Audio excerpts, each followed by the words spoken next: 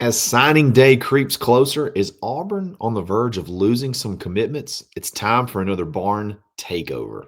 In the world full of podcasts, he's the undisputed heavyweight champion of hot takes, an Auburn sports homer, master of the boog, and message board legend.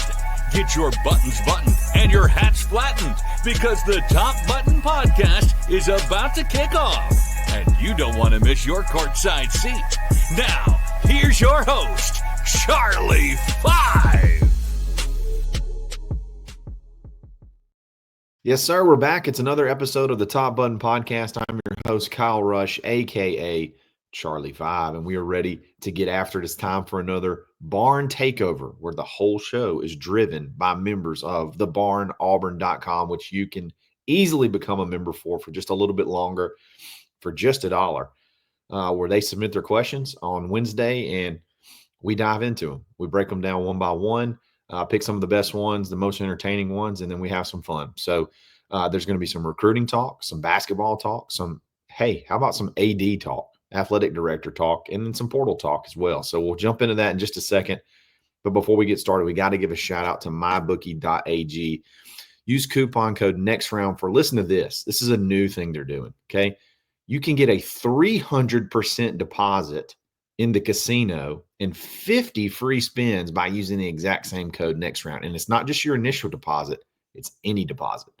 So I think maybe multiple uses. So man, talk about give them $100. I guess they're going to give you another 300 back to play with in the casino, which they got all the casino games you can imagine, blackjack, roulette, all that good stuff, and then the slots and stuff like that, and then 50 free spins on the slots. So have some fun in there and do it with your risk-free money, and then hit the sports book and bet it any way you like. So check it out, mybookie.ag. All right, let's just go ahead. We got several really, really good questions. We're going to jump into these right off the bat and have some fun. Brett Moran, talk me off the ledge. I feel like we're going to lose some key commits in the next couple of weeks. What say you? Well, signing day is less than 2 weeks away.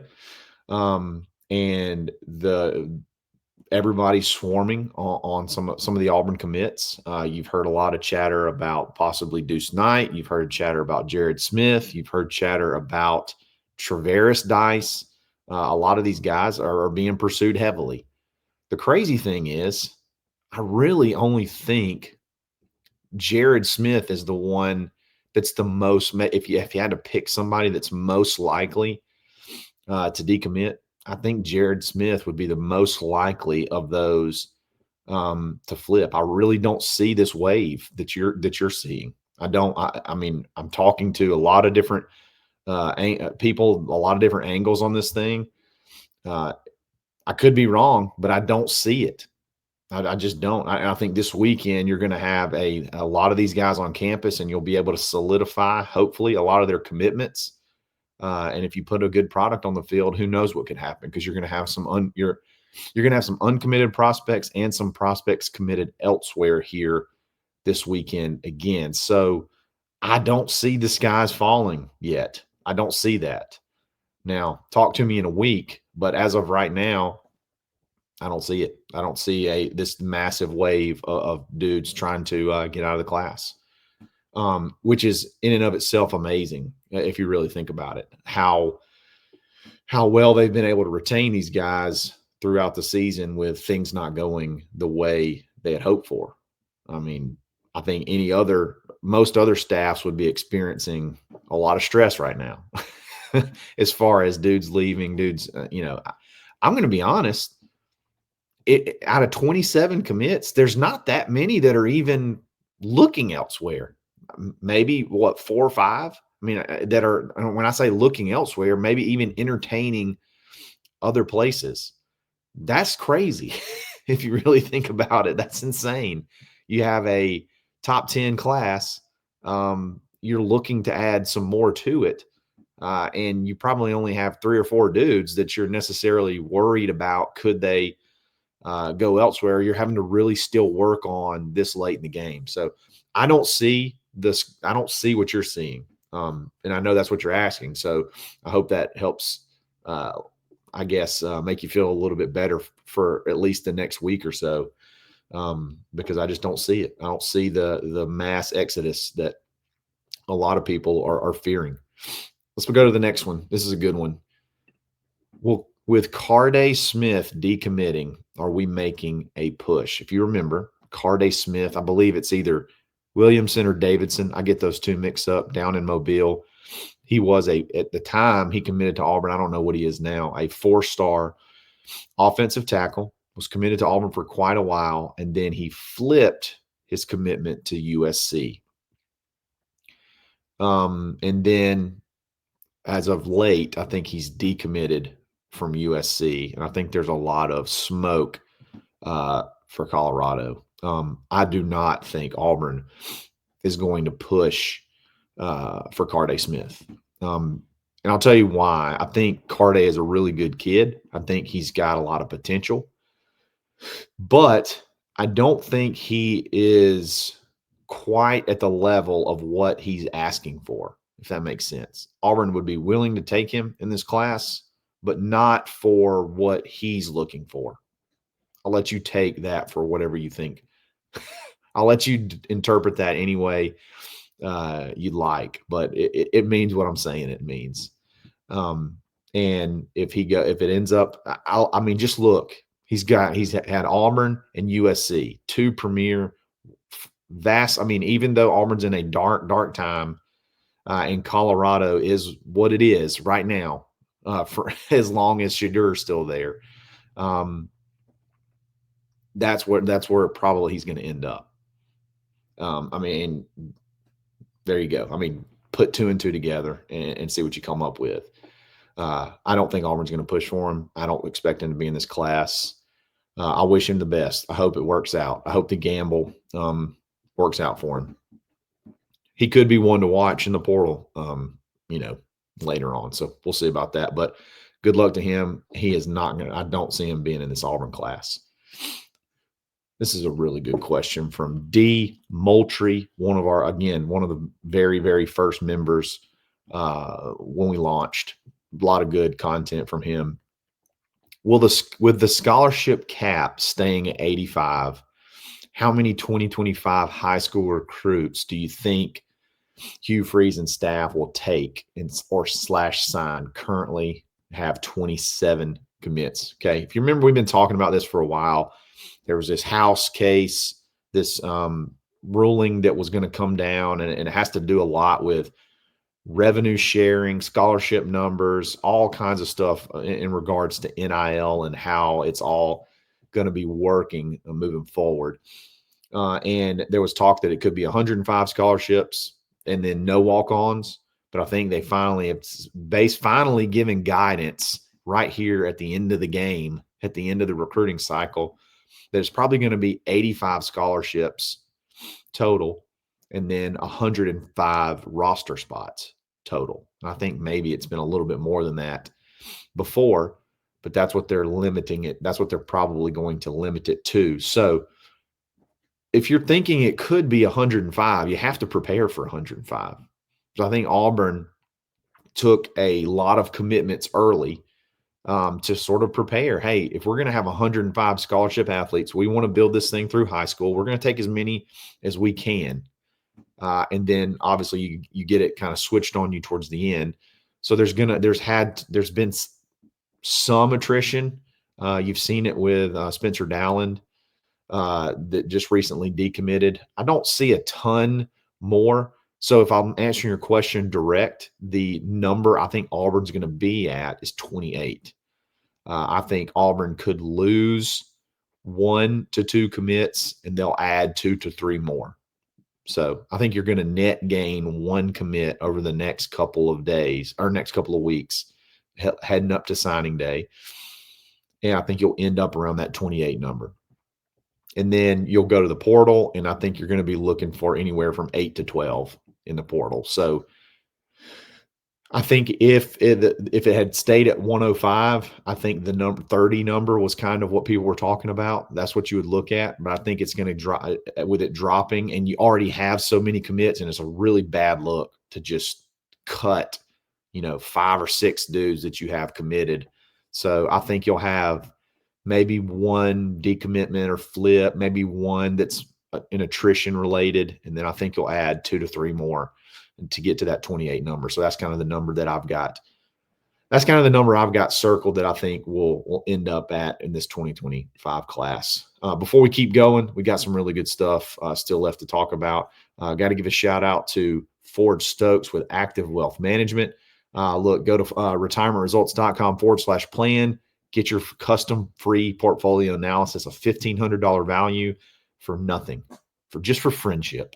And Ford is the king of friendship. So it doesn't matter if you already have something in place. Ford can look over it, make sure you're not paying crazy fees, make sure you're taking advantage of the products you need to be taking advantage of. All in all, just a great guy. Tell him War Eagle, tell him we sent you. That's Ford Stokes with Active Wealth. All right, let's keep going. This is a really good question because I think there's a lot of misunderstandings with things and not really understanding how this stuff works. So Bo Nix is him. I like that name. Bo's had a pretty big weekend last weekend. I think he was AFC, Offensive Player of the Week or something like that as a rookie.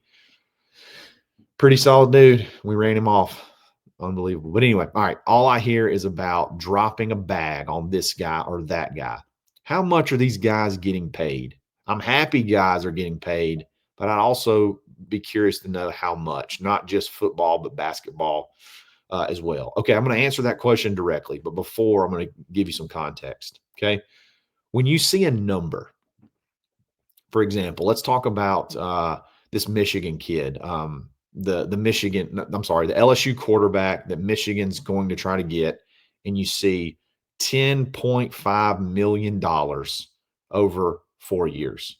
Okay, you see these big numbers when like On3 reports on them or this person or that person, you see these big numbers that are thrown out. You have to distinguish who it's coming from, okay? Because that looks like, okay, Michigan themselves are going to drop a huge bag on this particular quarterback. But in reality, Dave Portnoy is a outside person. It's not coming from a collective. They're coming from big, donors. And a lot of those things are not donors, companies and things like that. A lot of those things are like one-off scenarios. Michigan's not paying $10.5 million to all their quarterbacks. See what I'm saying? So like you got to distinguish what's coming from like what they consider their collective, which is what is the more realistic number, the more I would say the more competitive number, the one that is more enticing versus these crazy numbers that are one-offs. You got to be able to distinguish between those. Okay. So with that being said, the numbers you see or if you hear numbers from Auburn, most all of that is coming from the collective. Auburn doesn't do the whole, we're going to pay you, we're going to give you X amount of money, but then 75% of that money is we promised, quote unquote, from outside sources. And even though they may be legitimate and they may have been talked about before, nothing's necessarily guaranteed. So what's the guaranteed money? Like what are the kids guaranteed? What are they making from like a quote unquote salary that they have tasks they have to achieve. They have to fulfill those to justify the money that they're being paid because it is an exchange of services technically still as of now until this new ruling. So with all that being said, kids from the collectives are not getting paid more than, in the low six figures per year for football. There's just not enough money in those collectives to be able to pay these kids millions of dollars per year, especially for football. Now, could there be I'll give you an example. Memphis has FedEx. So FedEx does a lot of stuff for Memphis basketball, does a lot of stuff for Memphis football, where you'll see Memphis get some kids and you're like, why the heck is that kid going to Memphis? Well, that's why, because they have their collective, but then they have an outside, source that's tied in loosely that wants to that wants to help. But again, a lot of those are one-off scenarios. So again, to answer the question directly, your top players on football from collectives are probably making anywhere from $300,000 to $500,000 a year from the collectives, and then your average player is probably making somewhere in the high, close to maybe close to 100,000, but not quite 100,000. And then I would say the vast majority are making somewhere between 100 and 200,000. That's just based off the numbers that I've heard. I don't see just the crazy numbers that you're hearing. I just don't think those are realistic. I think those are a lot of marketing and a lot of one-off. Now, basketball, basically take those numbers and multiply them by 3, because there's less players. I mean, your top players could probably make close to $1 million from their collectives, maybe even more, especially some of the bigger schools. Like I think Cincinnati is offering this kid that Auburn wanted, over $1 million a year. And I think that's probably from their collective. Basketball is it's just less guys. You don't have 85 scholarships. You got 13. And really, you probably only have 10 of those and you honestly maybe not even have 10 of those. Maybe you only have 7 or 8 of those that are big money guys. The rest are probably just role player guys. So you really only have about 6 or 7 dudes that you really want to pay up for. And it's a little bit easier. And Auburn is not traditionally a basketball school, so Auburn struggles sometimes, I think, from the donor base. I think they got some passionate folks, but just not enough of them that put Auburn in a position to be, able to go get those top guys right now in the age of NIL. So I hope that answers your question. I would say the average player probably just over $100,000 in football from collectives, and then I would say the average top basketball player is probably getting closer to $400,000 to $500,000 a year. So I hope that answers your question. Got to be able to distinguish what's coming from the collective and what's these one-off scenarios, because those are a huge difference. D. Moultrie, this is another question from D. Moultrie, but it's a good one. I know it's early, but how would you grade John Cohen's tenure at AD as AD at this moment? So I look at ADs from basically three scenarios. Obviously, coaching hires would be number one. Number two would be like facilities and things like that, forward-thinking facilities. And then number three would be obviously fundraising for each individual sport. So he's only had to make really one hire. I'm sure there's probably some other sports that have had to have hires that I just don't follow, and I probably should. So he's obviously hired Hugh Freeze. I think the book's still out on that one. So, but I would say with the ability to keep the donor base and everybody sort of in line and together, and you don't have to look further than the recruiting class to understand that everybody's still pulling in the same direction. That's just incredible that he's been able to do that. Baseball, same thing, pulling those guys together, getting the facilities done, doing what he had to do there. And then basketball, maybe there could be some more.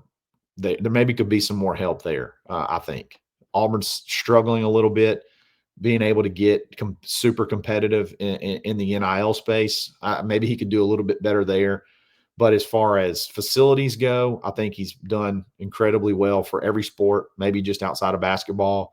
And then facilities, keeping people in line, keeping people pulling in the same direction, done really well there. Could do better in basketball. I would say overall, I'd give him an A. I think there's just some work to be done on the basketball side. And then women's basketball is obviously doing really well now too. They're recruiting outrageously. He's got behind Johnny Harris. I think he actually maybe have hired Johnny Harris. So she seems to be kind of turning that program around. So that's a really good that was going to be a really good hire, and that's going to be a really good program. Mike G does a really good job of covering Auburn women's basketball. There's really nobody doing it better. So if you want need to check out the War Report for that, because they do a really good job with women's basketball. So I'd say overall an A. Could do a little bit better in basketball. We need a little bit more help there in basketball.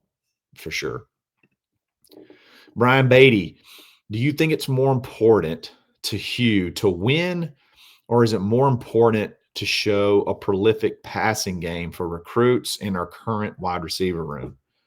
I'm going to take the easy answer and say both. I don't think he's doing one at the behest of the other, or one at the cost of another. Trying to do both. I think it's important to do both. And I think Hugh's identity is more so get what you saw early in the season and what you saw against ULM. I think that's Hugh's identity, and how Hugh sees this team, sees Auburn being able to compete at the top level, is being able to throw the ball and get the ball to your playmakers. And you just look at his history, and that's what he's done when he's been successful, and when things have been clicking. That's what they've been doing. So I don't think he's trying. In other words, I don't think he's selling. I don't think he sold this season away to try to appease players. I think they're trying to win and trying to figure out how to do it with some young guys, some very young, talented guys. And then obviously in the age of the transfer portal and everybody, you got to have at least a part of it in the back of your mind of keeping people happy. But I mean, just look at the 4-game stretch that we had prior to the ULM game. I mean, you were talking small ball run. I mean, just very simple, not really trying to air it out. Just run the ball, play action, dink and dunk type stuff. So they were trying to figure out ways to win the game and not turn it over. They weren't really trying to appease anyone. So I think a little, obviously in an ideal world, you'd love to have both, but I don't think that he's doing one thing and it's costing him the other. I thought that earlier in the year. I really did. I was like, man, maybe we're trying to do too much. Maybe we need to simplify it. But in reality, the only way this offense can work is to just go. It's to throw it and go. When they try to simplify things and when they try to run, when other teams know they're going to try to run, we struggle.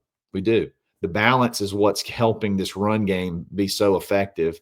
I think that's what you got to do. You got to go tempo. You got to get first downs. You got to throw the ball around, and then boom, you pound them for 7-8 yards when they're kind of on their heels. That's just how this offense. That's how this offense works. Hope that answers your question. It's not too much of a cop out. Three more. This is a good one. Stormin Norman with some extra ends on the end. How many tackles do we take from the portal? Currently, if I had to say right now, at least one. But I think depending on what's available and how the quarterback position plays out. Like, for example, let's say you have a line on the best quarterback available and you feel like you can get him, but it's going to cost a lot. You may only be able to go get, one top offensive tackle because there's not another top offensive tackle available. But what if there's two just blockbuster guys at tackle that go in that want to come to Auburn? They're going to require a high price tag. And you may have to look at taking that one step down quarterback. It all depends on what's available. So I would guarantee one. I would say you're guaranteed to go get one as good of offensive tackle that you could get, but I lean towards probably it being two. I think Auburn's going to try to go get the best quarterback they can possibly get, but so is everybody else in the country. So I'm just going to say Auburn takes their number two. Gets their number two quarterback, and that opens the door to get two tackles to protect him. So that's what I would say. It's a complete guess right now because you don't know who's going to go in the portal, but I'm going to say two is what Auburn ends up with. This is a great question. Is Auburn getting a new kicker in the portal? The kicking situation is not anything that's been really good at all. Unfortunately, you've had the issues with Alex that are so incredibly unfortunate, and it's just been it's just been a nightmare with him. I mean, for him, not for us, for him. I mean, it's awful to lose that much weight.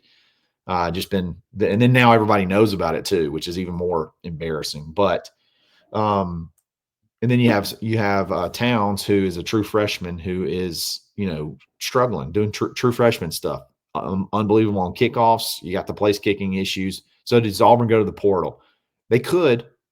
I think they could, but I also think they're going to look at try to bring in at least another top high school kicker as well. So, and one of the guys that I'm looking at is Sanders Simiclose from Orange Beach High School.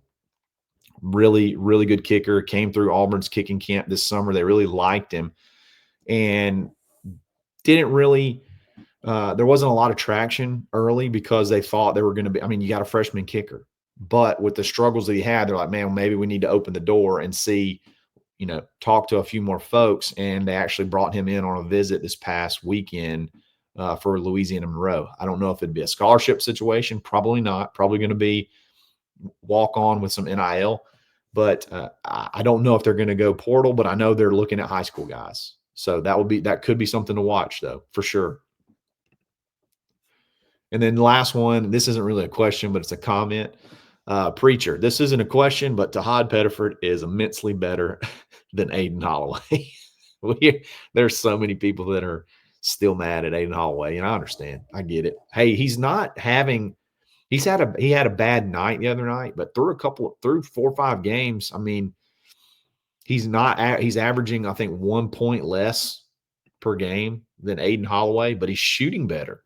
He's shooting 40%. Aiden's shooting 40% from 3. I think he had a big game last night. I think he had 18 points last night versus Illinois, which has helped him a lot. But I just like Tahj Pedford for the role that he's playing. I think he's a better finisher than Aiden Holloway. Aiden's more of a, he's got to be a 3-point shooter because he just can't.